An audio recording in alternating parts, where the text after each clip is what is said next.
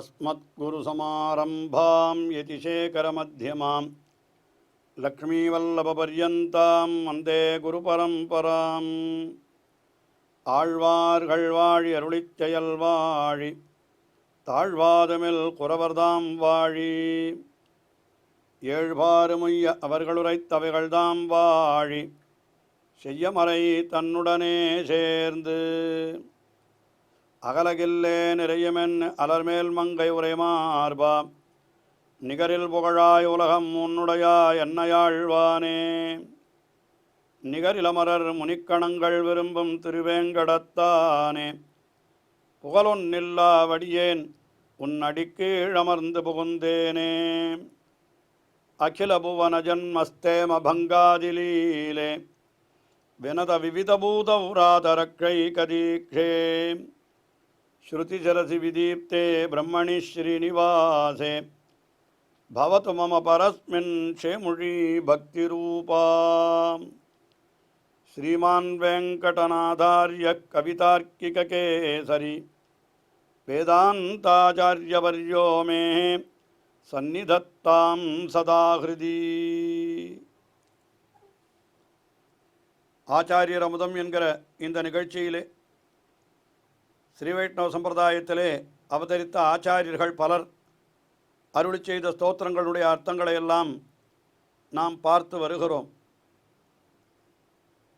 ஆளவந்தார் தொடங்கி ஆச்சாரியர்கள் பலர் அருளி செய்த ஸ்தோத்திரங்கள், ஆளவந்தார் திருக்கச்சி நம்பிகள், ஸ்ரீ ராமானுஜர், கூரத்தாழ்வான், பராசர பட்டர் என்று ஆச்சாரியர்கள் பலர் அருளி செய்த ஸ்தோத்திரங்களுடைய அர்த்தங்களை எல்லாம் நாம் சுருக்கமாக அனுபவித்தோம். அதனுடைய தொடர்ச்சியாக இப்பொழுது வேதாந்த தேசிகன் அருளி செய்த ஸ்தோத்திரங்களை நாம் அனுபவித்து வருகிறோம்.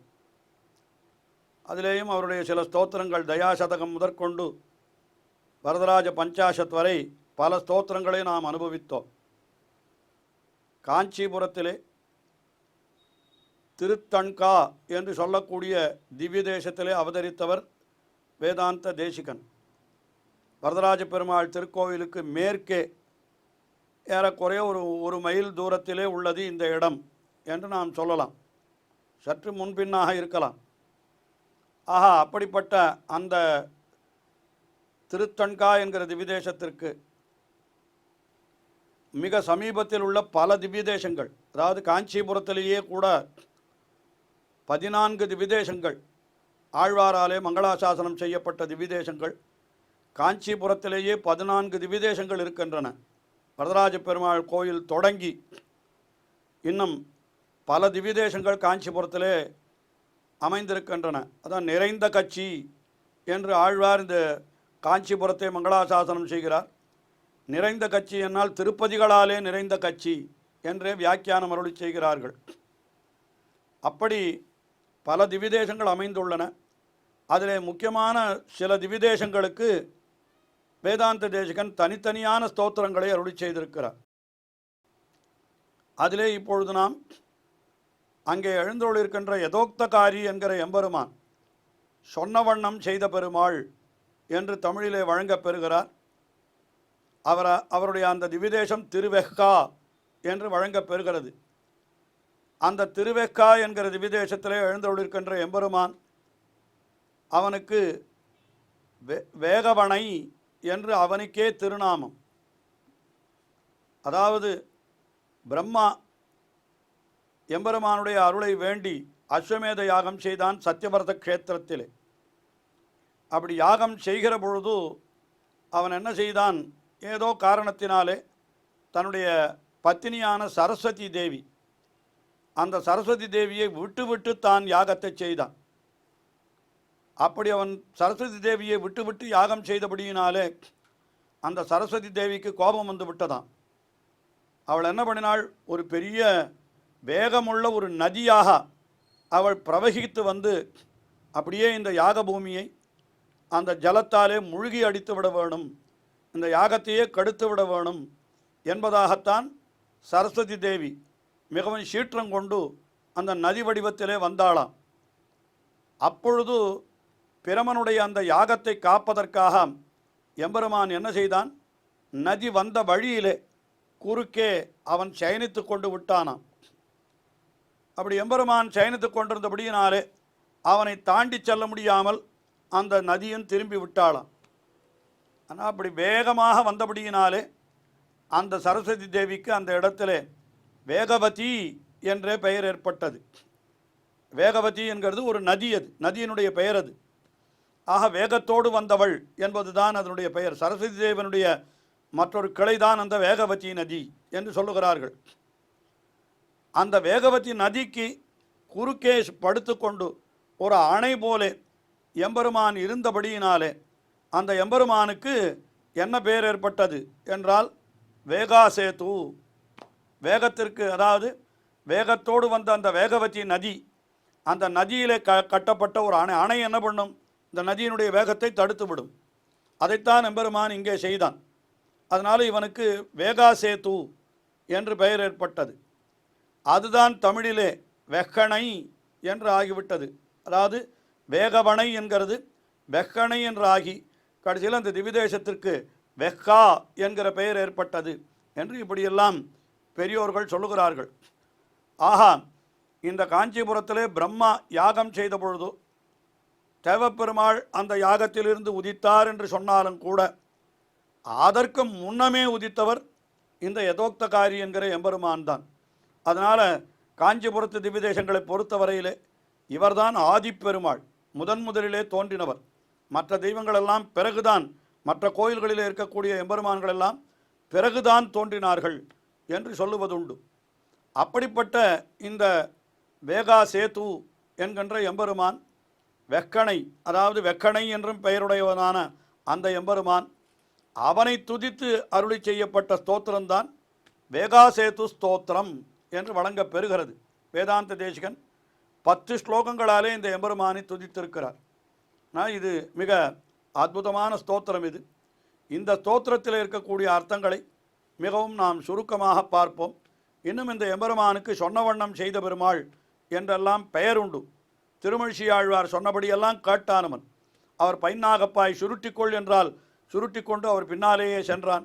பைன்னாகப்பாய் விரித்துக்கொள் என்றால் மறுபடியும் அவர் சொன்னபடியே வந்து அந்த பைன்னாகப்பாய் அந்த ஆதிசேஷனை விரித்து கொண்டு சயனித்தான் என்றெல்லாம் சொல்லப்பட்டிருக்கிறபடியினாலே இந்த எம்பெருமானுக்கு சொன்னவண்ணம் செய்த பெருமாள் என்று தமிழிலேயும் அது அப்படியே வடமொழியிலே மொழிபெயர்த்து யதோக்தகாரி என்றும் இந்த எம்பெருமானை வழங்குவதுண்டு. அந்த எம்பெருமானை துதித்து அருளி செய்யப்பட்ட ஸ்தோத்திரம்தான் இந்த வேகாசேது ஸ்தோத்திரம். அதில் முதல் ஸ்லோகம் அதில் என்ன தெரிவிக்கிறார் என்றால், காஞ்சிபுரத்தில் எழுந்தருள் இருக்கிற, அதாவது அத்திகிரியில் எழுந்தருள் இருக்கிற தேவராஜன் வேறு, இங்கே இருக்கக்கூடிய வெக்கணையில் எழுந்தருள் இருக்கக்கூடிய இந்த யதோக்தகாரி இவன் வேறு அல்ல, 2 பேரும் ஒருத்தர் தான் என்பது போல முதலிலே ஸ்லோகத்திலே அருளி செய்கிறார்.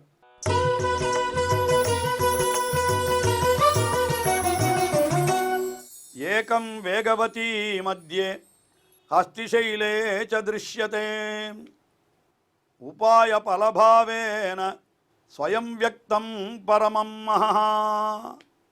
வேகவதி மத்தியே ஹஸ்திசைலே ச ஏகம் திருஷ்யதே என்று முதலிலேயே சொல்லிவிடுகிறார். வேகவதி மத்தியத்திலே எழுந்தருள் இருக்கிற எம்பெருமானும் சரி. வேகவதி மத்தியேன்னா வேகமாக வந்த நதி வேகவதி, அதனுடைய நடுவிலே எழுந்தருளி விட்டான் எம்பெருமான். அந்த வேகவதியை தன்னை தாண்டி போக விட்டாமல் குறுக்கே சயனித்து கொண்டு விட்டான். அதாவது பிரம்மா செய்த யாகத்திற்கும் அந்த வேகவதியினுடைய பிரவாகத்திற்கும் நடுவிலே சயனித்து கொண்டான். அதனால் வேகவதி மத்தியே அங்கே இருக்கிற எம்பெருமானும் சரி. ஹஸ்திசைலேச்சா, ஹஸ்திகிரியிலே எழுந்தருளி இருப்பவன் தேவப்பெருமாள், தேவாதிராஜன், வரதராஜன் என்றெல்லாம் சொல்லுகிறோமே அந்த பெருமான்.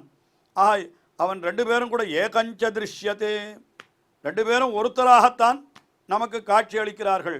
இவன் வேறு அவன் வேறு அல்ல, தர்மிய ஐக்கியம் என்று சொல்லுவார்கள். இங்கே எழுந்தருள் இருக்கிற எம்பெருமான் தான் அங்கே இருக்கிறான், அங்கே எழுந்தருள் இருக்கிற எம்பெருமான் தான் இங்கே இருக்கிறான் என்று நினைக்கும்படியாக அப்படி இருக்கிறானவன். ஆனால் இந்த அது பிரம்மாவனுடைய யாகத்திற்காக விரும்பி வந்த இடம் அது அஸ்திகிரி என்கிற இடம். ஆனால் இந்த வேகவதியிலே வந்த இடம் அது எப்படிப்பட்ட இடம் என்று கேட்டால் ஸ்வயம் வியக்தம் என்று தெரிவிக்கிறார். ஸ்வயம் வியக்தம் என்னாலனா தானே வந்து தோன்றின இடம், அதற்குத்தான் ஸ்வயம் வியக்த க்ஷேத்திரம்னு பேர். இப்பொழுது வேதாந்த தேசிகன் என்ன சொல்லுகிறார், இதுவும் ஒரு சுயம்பக்த க்ஷேத்திரம்தான். அதாவது இந்த திருவெக்காவிலே எழுந்தருளிருக்கிற நிலை அதுவும் சுயம்பக்தம். ஏனென்றால் பிரம்மாவனுடைய பிரார்த்தனைக்காக வந்த இடம் என்று சொல்லலாம் அஸ்திகிரியிலே எழுந்தருளிருக்கிற இடத்தை, தேவாதிராஜனுடைய நிலையை. ஆனால் இங்கே யாரும் பிரார்த்திக்காமல் இருக்க செய்த இந்த நதியினுடைய வேகம் அந்த யாகத்தை அழித்து விடக்கூடாது என்பதற்காக தானே விரும்பி அங்கே வந்து அந்த நதியினுடைய நடுவிலே சயனித்து கொண்டு விட்டான் அல்லவா. ஆயினாலே இது ஸ்வயம் வியக்தம் பரமஹா, தானே வெளிப்படுத்தின தோன்றினதாய் தனக்குத்தானே தன்னாலேயே வெளிப்படுத்தப்படுவதாக இருக்கக்கூடிய மகா ஒரு பெரிய தேஜஸ் இது. இது எப்படிப்பட்டது என்று கேட்டால் உபாய பலபாவேன ஸ்வயம் வியக்தம் என்று சொல்லுகிறார். உபாய பாவேன பலபாவேன, அதாவது நாம் அடைகின்ற பலம் ஒன்றாயிருந்தால் அந்த பலத்தை அடைவதற்கு சாதனம் என்று சொல்லப்படுவது வேறாயிருக்கும் உலகத்திலே. நாம் ஒரு பொருளை வாங்குகிறோம் என்று வைத்துக் கொள்ளுங்கள். நாம் அடைகின்ற பொருள்தான் நாம் பெறுகின்ற பலம். அந்த பொருளுக்காக நாம் கொடுக்கக்கூடிய பணம் என்கிறது இருக்கிறது, அதை சாதனம் என்று சொல்லலாம்.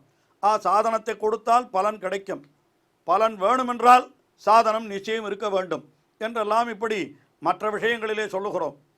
ஆனால் எம்பெருமான் விஷயத்திலே வருகிற பொழுது எப்படின்னு கேட்டால், எம்பெருமானே அடையப்படுகிற பலம், அந்த பலத்தை அடைவதற்கு சாதனம் எது என்று கேட்டால் அது எம்பெருமானுடைய அருளாலே தான் அடைய முடியும். ஆயினாலே எம்பெருமானே சாதனம், எம்பெருமானே பலம். அதைத்தான் இங்கே வேதாந்த தேசிகன் காட்டுகிற பொழுது உபாய பலபாவேன ஸ்வயம் வியக்தம், தன்னை உபாயமாகவும் தன்னையே பலமாகவும் தானே காட்டி கொடுக்கிறான் எம்பெருமான். தானே உபாயம், தானே பலம். அல்லது இப்படியும் நாம் கொள்ளலாம். என்ன கொள்ளலாம்? இங்கே 2 திவிதேசம் சொல்லி இருக்கிறார். ஆயினாலே அங்கே ஹஸ்திகிரி மலை மேலே தேவாதிராஜனாய் இருந்த நிலை அது பலம். அதாவது பிரம்மா அதைத்தான் விரும்பினான், அந்த எம்பெருமானை சேவிக்க வேண்டும் என்று விரும்பினான், அவனுக்கு கிடைத்தான் என்கிறபடியினாலே அது பலம். ஆனால் அந்த பலத்திற்கு விரோதிகளை போக்குகிற சாதனம் எதுன்னு கேட்டால் இந்த யதோக்தகாரி எம்பெருமான். அந்த நதியானது வந்து அழித்து விடாமல் தடுத்து காத்து கொடுத்தான் அல்லவா. ஆகினாலே உபாய பலபாவேனா, யதோக்தகாரி எம்பெருமான் உபாயமாயும் அத்திகிரி மலை மேலே பலமாயும் இருக்கிறவன். ஆனால் அப்போ உபாயம் வேறு பலம் வேறு என்ற சந்தேகம் நமக்கு வரக்கூடாது என்பதற்காகத்தான் முதலிலே தொடங்குகிற பொழுதே என்ன சொல்லிவிட்டார்? ஏகம் வேகவதி மத்தியே ஹஸ்திசைலே ச திருஷ்யத்தே என்று ஒரே எம்பெருமான் தான் வேகவதி நடுவிலேயும் காட்சி அளிக்கிறான், அத்திகிரி மலை மேலேயும் காட்சி அளிக்கிறான். ஆயினாலே அந்த எம்பெருமான் தான் நமக்கு உபாயமாயும் அப்படி பலமாயும் இருக்கிறான். அதில் இவன் ஸ்வயம் வியக்தம் என்று சொன்னது இந்த இடத்துல என்னன்னா, இந்த திருவெக்கா என்கிற திவிதேசத்திலே தானே தன்னுடைய சங்கல்பத்தாலே வந்து பள்ளி கொண்டு அந்த வேகவதி என்கிற நதி சரஸ்வதி கோபத்தோடு நதியாக பிரவகித்தாளே, பெருகினாளே, அந்த நதியினுடைய வேகத்தை தடை செய்து விட்டான் அல்லவா, குறுக்கே படுத்துக்கொண்டு. அது தானே செய்தபடியினாலே அவனுக்கு என்ன சொல் ஸ்வயம் வியக்தம் என்று சொல்லுகிறார். அதே சமயத்திலே அவன் பரஞ்சுடர் சோதியாக இருந்தபடியினாலே அவனை மகா என்றும் அப்படி சொல்லுகிறார். அப்படி இப்படி ஒரே தேஜஸான அந்த எம்பெருமான் தானே உபாயமாயும் தானே பலமாயும் நின்று அனைத்து உலகங்களையும் காக்கின்றதே. அப்படிப்பட்ட அந்த எம்பெருமானை நான் என்ன எம்பெருமான் காணப்படுகிறான், அந்த எம்பெருமானை நான் சேவிக்கிறேன் என்பது போல இந்த ஸ்லோகத்திலே மிக அற்புதமாக அருளி செய்தார். இன்னும் இந்த ஸ்தோத்திரத்திலே 9 ஸ்லோகங்கள் இருக்கின்றன, தொடர்ந்து அனுபவிப்போம். ஸ்ரீயக்காந்தாய கல்யாண நிதயே நிதயேர்த்தினாம் ஸ்ரீவேங்கட நிவாசாய ஸ்ரீனிவாசாய மங்களம். ஸ்ரீமத் சுந்தரஜாமா திருமுனிமானசவாசினே சர்வலோக நிவாசாய ஸ்ரீனிவாசாய மங்களம்.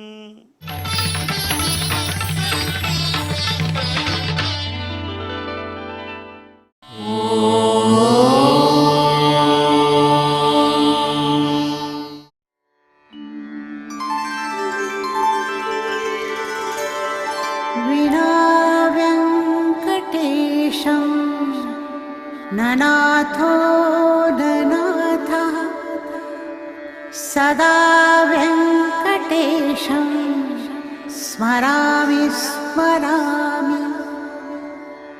हरे वेङ्कटेश प्रसीद प्रसीद. प्रियं वेङ्कटेश प्रयच्छ प्रयच्छ